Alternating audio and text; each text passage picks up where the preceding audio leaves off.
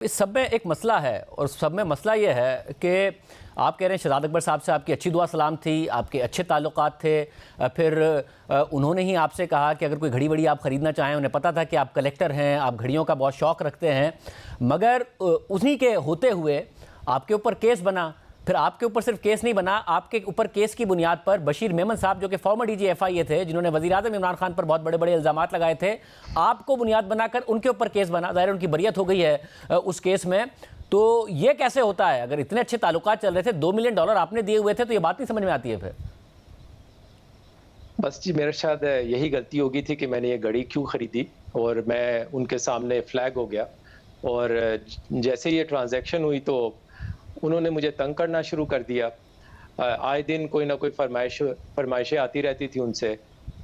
Finally मैं frustrate होकर उनको मैंने मना कर दिया, भाई कि I am sorry, I can not accommodate you every time. आपको कॉल करते कि किसी के लिए होटल बुक करवा दें, कभी किसी को शॉपिंग के लिए पैसे दे दें, कभी कोई टिकट भिजवा दें, तो I can not take care of this. तो he got pretty annoyed with me कि उसने कहा कि जी आपको पता नहीं शायद मैं कौन हूँ और मेरे पास कितनी पावर्स है। मैंने कहा जी माशाल्लाह से आप जो मर्जी होंगे, बट यू नो मैं I am not just anyone to take orders from anyone else.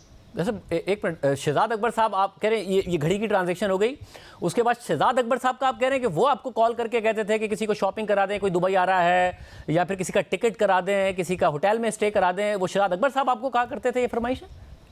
जी, अक्सर फ़ोन किया करते थे।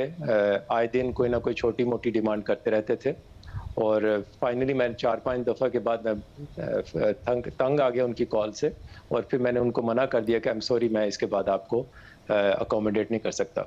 मगर 4-5 दफ़ा उनके कहने पे आपने फैसिलिटेट किया क्या? किसी को पैसे दिए, शॉपिंग कराई, या स्टे किया, या टिकट बुक किया? जी बिल्कुल ऐसे ही जी। और उसके बाद आपने मना कर दिया, उसके बाद आप कह रहे हैं वो आपसे नाराज़ हो गए, फिर क्या हुआ? बस नाराज़ हुए। फिर एक दिन फ़ोन आया, उन्होंने कहा कि जी आपकी मुझे एक्स वाइफ मिली है और आप उससे बच्चे छीन के ले गए और बेहतर यही होगा कि आप बच्चों को वापस ले आएँ पाकिस्तान और माँ के साथ रीयूनाइट कर दें। मैंने उनको समझाया कि ये कोई नई कहानी नहीं है, पुराना केस है। ये 2009 से चलता आ रहा है कि इसकी बेतहाशा कोर्ट हेयरिंग्स हो चुकी हुई हैं। 2013 में आफ्टर ऑलमोस्ट 90 हेयरिंग्स जाके ये केस फाइनल सेटल हो गया। मैंने कोर्ट के थ्रू फाइनेंशियल सेटलमेंट किया। मैंने अपनी एक्स वाइफ को 10 लाख रुपए दिए और कोर्ट के ऑर्डर के थ्रू ये केस ख़त्म होने के बाद उसको डायरेक्शन दी गई कोर्ट से कि भी वो जाए UAE और बच्चों को मिले जाके। अगर केस करना चाहती तो केस करे। गवर्नमेंट ने अपने ख़जाने से 15,000 दिरहम उसको लीगल असिस्टेंस के लिए भी दिया। वो सारे पैसे वैसे लेके खा गई, फिर कभी आए नहीं। और जब शहजाद अकबर को पता चला कि इस तरह की कोई बैकग्राउंड और स्टोरी है, तो इन्होंने उससे रब्ता किया कि भी मैं तुम्हें बच्चा वापस ला के दिखाता हूँ, और वहाँ से ये सारा मसला शुरू हुआ। देखिए, जो आप अपनी एहलिया के हवाले से कह रहे हैं, ज़ाहिर है आप दोनों का एक ज़ाती मसला है बच्चों की कस्टडी का। मैंने आपके बच्चों के इंटरव्यूज़ भी देखे हैं।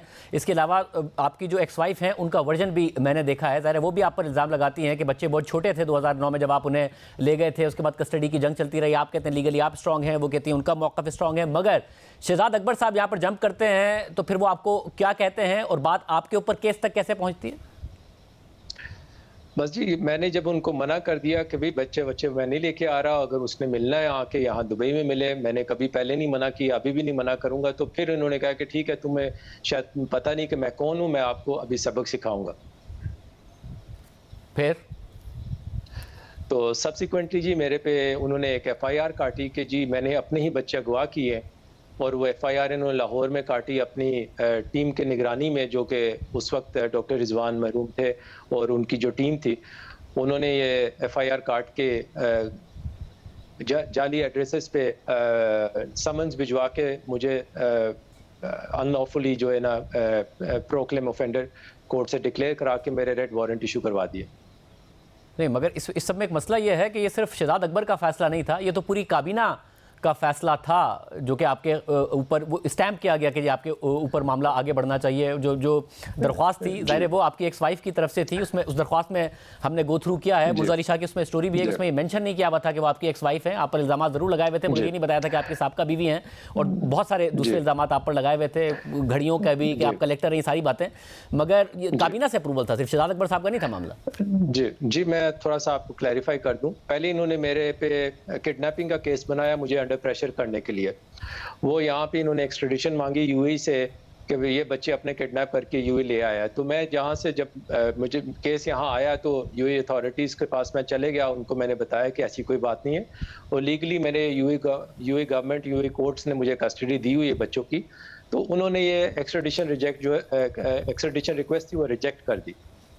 जब वो रिजेक्ट हुई है तो फिर इन्होंने मेरे पे मेरी एक्स वाइफ से एक दरख्वास्त लिखवाई कि आप एज ए कंसर्न सिटीज़न बन के एक दरख्वास्त दो और अपने खावंद के ख़िलाफ़, और हमें कोई ग्राउंड दो कि हम इस पे मज़ीद पर्चे बनाए।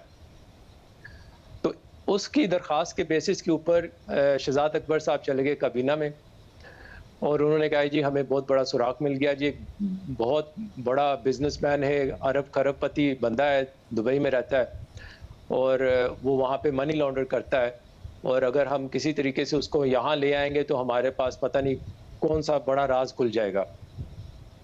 तो उन्होंने इमरान खान साहब को ये पूरी स्टोरी दी, उनसे अप्रूवल ली, काबीना से अप्रूवल ली, और काबीना से पूरी सपोर्ट ली, और मेरे खिलाफ 2 मनी लॉन्ड्रिंग के पर्चे काट दिए।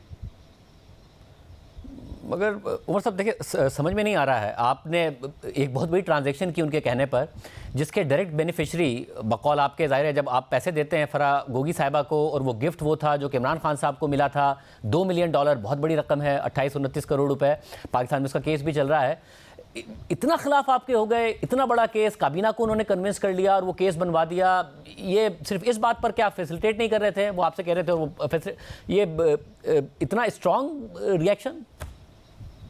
देखिए जी, उस वक्त तो ये ऑल इन ऑल थे, शहजाद अकबर साहब को तो कोई बात भी नहीं कर सकता था और हाथ भी नहीं लगा सकता था, जिस लेवल पे वो फिर रहे थे और चल रहे थे, और पूरी की पूरी गवर्नमेंट की जो सिस्टम है उन्होंने अपने आगे लगाया हुआ था।